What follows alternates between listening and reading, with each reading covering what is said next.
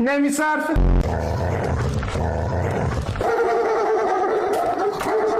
طبقه چندمه؟ پنجم. چیکار داری میکنی؟ بابا 5 طبقه رو من کمر ندارم به پله بیام. بیا با آسانسور.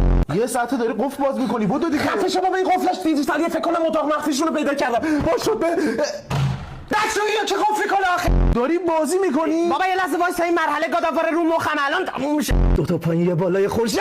یکی چیکار میکنی؟ بابا این از این قاب صندوق پیشرفته است، هک نمیشه. این واشه دیوار میره کنار، یه پله میخوره زیر زمین پر طلا. احمق این کولره. ها؟ حداقل واسه دما رو بیارم پای خونه چی؟ تو یخچال چیکار میکنی؟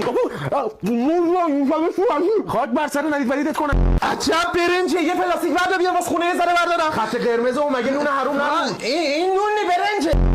چی شده؟ خود دستشویی دارم. 5 تا دستشویی هست، برو دیگه. آخ بابا توالت فرنگی بلد نیستم. بیا دیگه. اینا چیه؟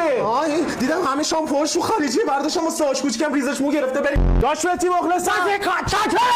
چیکار داری میکنی؟ میخوام گاف صندوقو وا کنم. چرا اینجا رو داری میگردی؟ بابا معمولا همینجا میذارن کلید دار. بیا. فکر نکنم اون کلید گاف صندوق باشه. چرا بابا؟ بابای منم استعدادش همینه، فکر میکنه مغز متفکره.